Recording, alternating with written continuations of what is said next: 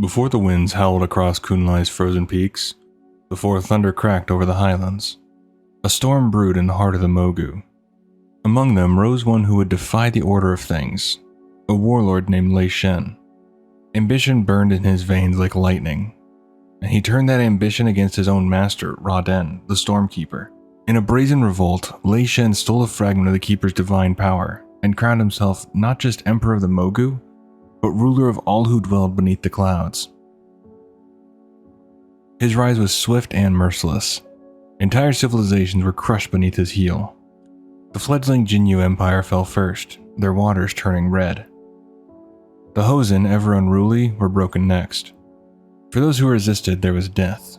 For those who yielded, only chains. And so the land wept as Xuen's dominion spread like a storm across the land. Fearing the unstoppable tide of conquest, the Pandaren made a desperate exodus into the treacherous heights of Kun-Lai Summit. There, amid the snow-lashed cliffs and bitter cold, they sought the sanctuary of one who had long stood apart from the affairs of mortals, Xuen the White Tiger, August Celestial of strength and courage. For a time, he offered them shelter. But the Thunder King would not be denied. Soon his armies reached the foothills of Kun-Lai.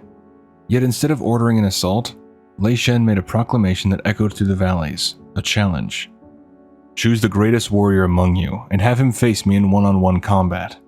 Should I win, your people will submit to my rule. Should he win, I shall leave these lands in peace. The price of refusal was simple: execution. Challenge accepted, came the response, thunderous and unwavering. The voice belonged to none other than Xuen himself. The White Tiger descended from the heights, unwilling to let innocent blood stain the snows. He had watched, waited, and now he could wait no longer. What followed was a duel that shook the heavens. For 30 days and 30 nights, the two titans battled, their clash awakening the slumbering Shah with the fury of their emotions. But even divine resolve could not outlast the stolen might of the Thunder King. Xuen emerged victorious. Xuen, bloodied but unbroken, was bound to the summit of Mount Everest, chained not only by magic, but by the weight of his failure. From his prison atop the world, he bore witness to the enslavement of the Pandaren and the Hosen. Yet through torment and silence, he endured. Where once pride ruled, now patience tempered him.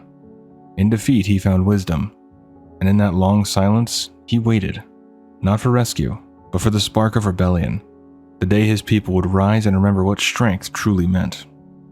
For millennia, Xuen endured his vigil atop Mount Everest, shackled in silence. Though divine, he was powerless, forced to witness the cruel march of the Mogu Empire as it ground down the spirits of those it enslaved. Every lash, every cry, every broken life beneath the shadow of the Thunder King was a scar carved into the White Tiger's heart. He could not intervene, he could only watch. And then, finally, something changed. It began not with a war, nor with a weapon, but with a single Pandaren named Kang.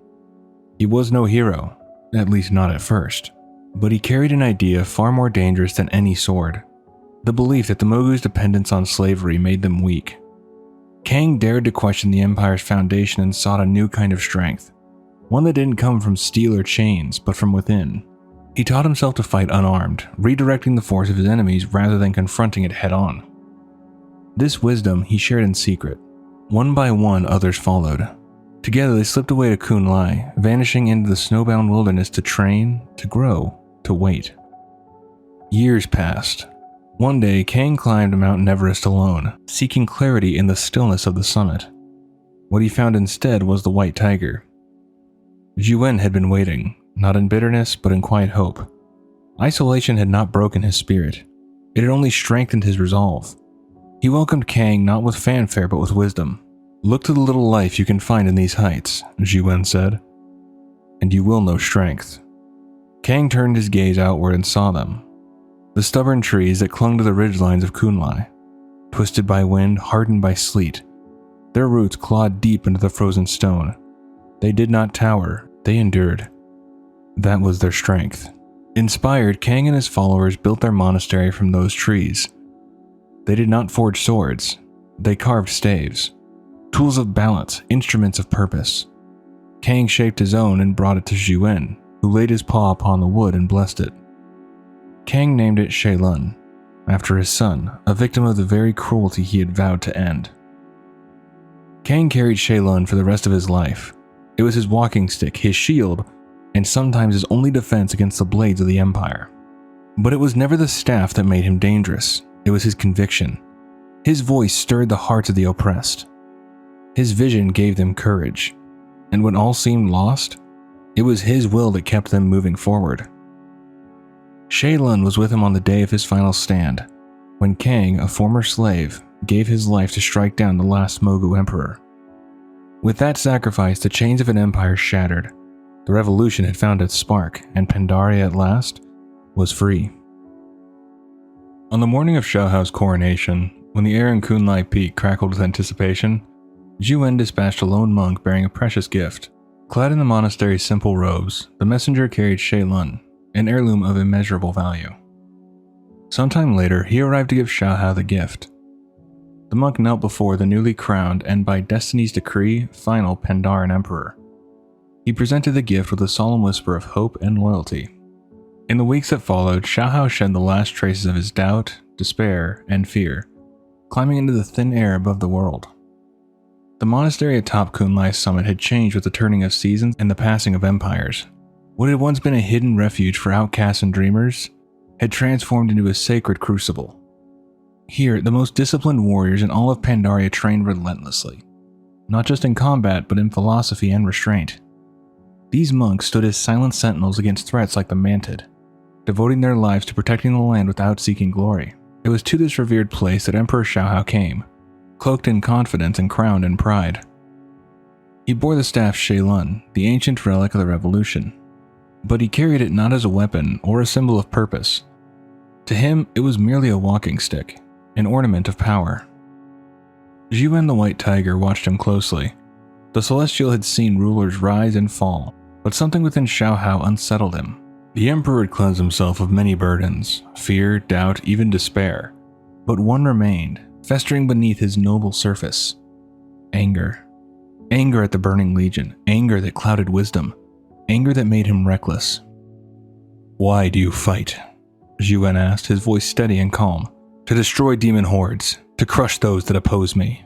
Shaohao answered with fire in his voice, his words bold and unyielding. The White Tiger raised a single paw and posed a challenge, deceptively simple. "Strike a single one of these monks, and you will have command of them all." Shaohao stepped forward with Shaylun in hand. He swung with force, with speed, with determination. But it was like trying to catch smoke in the wind. The monks were too precise, too fluid. Every strike missed, every attempt failed. Frustration surged within the Emperor. His humiliation turned to fury. That fury became a storm.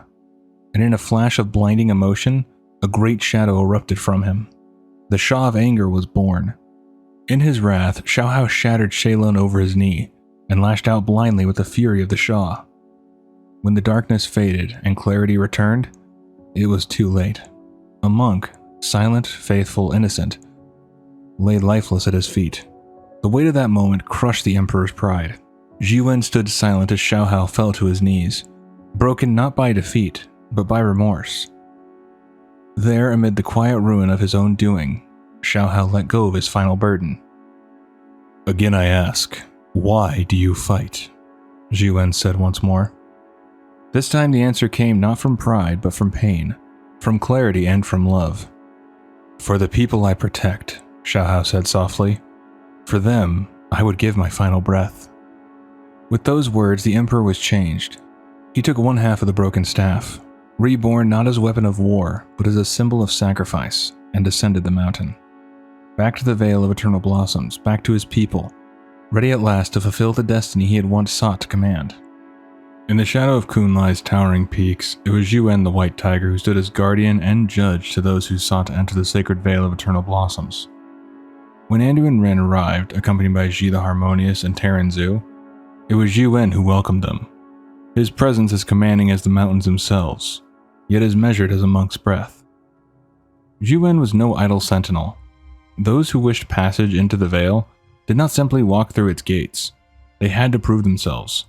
Adventurers were summoned to his trials, where strength was measured not just in might but in purpose. Xuen sifted the worthy from the unworthy, ensuring that only those of true resolve would set foot within the Vale. Whether clashing in fierce combat or rising in the arena of annihilation, adventurers stood under Xuen's watchful eye, fighting not for sport, but for growth, for readiness. But peace is ever fleeting. After the untimely death of Xi the Harmonious, the Mogu returned with fury in their hearts and conquest in their wake. The Vale, once untouched and pristine, stood on the brink of desecration. In that hour, Xuen did not hesitate. He bestowed his strength upon the warriors of the Golden Lotus, empowering them to stand against the invaders and protect what remained of Pandaria's beating heart. Even as the world shifted and wars raged, Xuen endured, ever the sentinel, ever the judge, and always a protector of balance, strength, and purpose. Wrapping himself in the lingering mist of the White Tiger's temple, Rathian strode forward alongside his champion, every footfall echoing against the columns. The air thrummed with quiet power, as though the temple itself recognized the legend that had come to call upon its patron. Pausing before the altar's heart, he lifted his voice without hesitation. "I'm looking forward to this. The White Tiger is the embodiment of strength in Pandaria." Silence answered at first, and then a growl of approval reverberated through the stone as Xuen emerged from the shadows. His fur is radiant white against the temple's walls. Rathian bowed respectfully and continued, "Great White Tiger, hear our plea. My champion and I seek the blessing of your strength." Xuen's eyes, ancient and knowing, regarded the black dragon and his companion with a slow, appreciative nod. "Ah, the young black dragon graces my temple. The deeds of you and your champion are quickly becoming Pandaren legend." A small smile curved Rathian's lips. "I take great pride in the company I keep." The tiger's gaze sharpened, probing the depths of the dragon's ambition. "Tell me, young prince, what is the nature of strength?" Rathian did not flinch. "The power to crush one's foes, that is strength." Xuen tilted his head, a rumble of amusement in his throat. "You speak only in terms of one's enemies." "Well," Rathian admitted, "certainly strength can benefit one's allies." "And how so?" the White Tiger prompted, curiosity flickering in his eyes. Rathian's grin widened. "By using it to crush their enemies." The temple trembled with Xuen's low chuckle. "A black dragon through and through. Very well, I will give you my blessing, but also some advice." The tiger paced slowly, each step deliberate. "Strength used in service of others is twice as powerful as strength spent on one's foes. Now, my challenge, should you accept it, will test your ability to stand right in the face of danger and persevere." And with those words, the White Tiger's roar blended into the walls of the temple, marking the beginning of a trial that would demand every ounce of Rathian and his companion's newfound might. After defeating the challenge, Xuen gives you his blessing and you continue on your journey. In the silent snows of Kun-Lai, where the wind whispers through jagged peaks and ancient secrets lie buried beneath centuries of ice, the Shadowpan uncovered something extraordinary. Led by the vigilant master Juan Snowdrift, a small contingent of the Order unearthed two artifacts of immense power: the Fist of Ra-Den and the Highkeeper's Ward.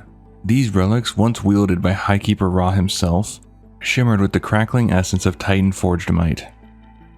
Though long forgotten by most, their legacy had not faded, and the Shadowpan knew at once the danger they posed. In the wrong hands, these weapons could unmake what generations had struggled to protect.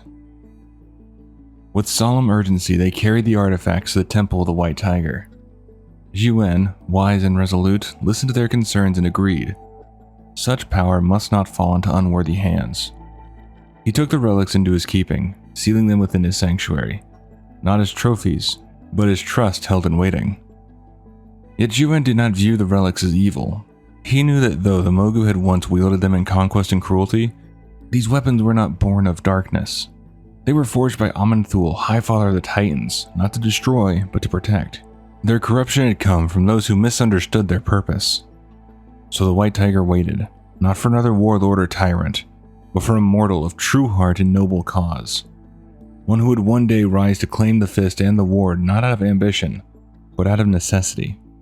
For even in a world haunted by the past, Xuen still believed in the potential of the present, and in the power of a worthy soul to bring light from even the deepest shadow. A hush fell over the Vale as the Celestials drifted into place around the freshly planted sapling, its tender roots pressing into the earth.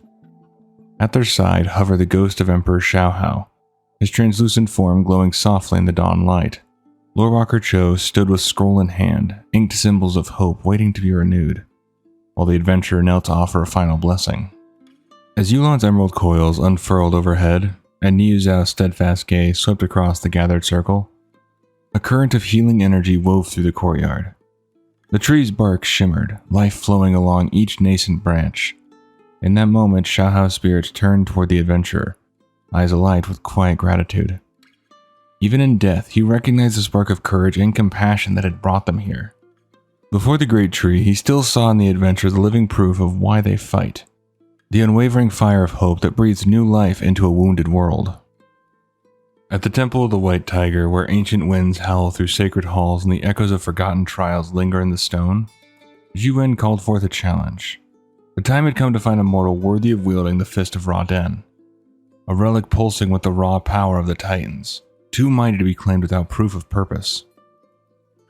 Word of the trial spread quickly, drawing warriors of great renown to Kun-Lai's heights. Among them stood the ever-curious Chen Stormstout, with his spirited niece Lili by his side, both eager to test their strength and wisdom. Alongside them came Rhaegar Earthfury, the grizzled shaman and former gladiator, as well as a mysterious farseer of the Earthen Ring, whose connection to the elements ran as deep as the roots of the world. The battles that followed were more than mere contests of muscle. They were tests of will, of spirit, of balance. Chen's ferocity and Lili's agility proved formidable, but in the end it was Rhaegar and the Farseer who stood triumphant. With discipline and elemental harmony, they overcame the Stormstouts in honorable combat. But the final test belonged to the Farseer alone. Xuen watched in silence, his gaze steady, as the Farseer stepped forward to claim the Fist of Ra-Den. This was no simple inheritance of power. It was a moment of judgment. The White Tiger saw in the Farseer not ambition but clarity, not hunger but humility. Here stood one who would not wield the fist for conquest, but as a conduit of balance and protection. And so, with solemn approval, Xuen bestowed the artifact upon the Farseer. The sacred trial complete, the storm within the fist had found its next bearer. When the shadows of the Black Empire reached once more toward the heart of Pandaria, it was the Vale of Eternal Blossoms that stood as their prize. A land of ancient beauty steeped in harmony and memory. But the old gods do not crave beauty. They seek only to twist, to corrupt, to devour. And so their madness came crashing upon the Vale like a tide of nightmares. Yet the land was not undefended. From their sacred sanctuaries, the August Celestials rose, timeless guardians of spirit and balance. Xuen the White Tiger led the charge with the thunder of justice in his stride. At his side was Yulan, serene and wise, Chi-Ji ablaze with hope, and Niu Zhao, the steadfast bulwark. Together they formed a living bastion of celestial power, a divine wall against the creeping void. They did not fight for dominion or pride, they fought for Pandaria's soul. Through turbulent skies and landscapes torn by chaos, the Celestials pushed back the darkness, their light unwavering even in the face of cosmic horror. And though the battle scarred the Vale, the Black Empire was denied its prize. For so long as the Celestials stood, Pandaria would never fall without a fight.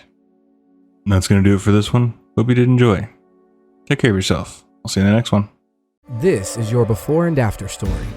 Instead of imagining a rewarding career in medical imaging, Southeastern College can actually take you there. Prepare for a career in ultrasound, radiology, and X-ray technology. With hands-on specialized training, simulations, and real-life experience with the latest imaging technology, you'll be ready to play a vital role on any healthcare team. Transform your life by helping others. Southeastern College. Your future is bright. Visit scc.edu to get started.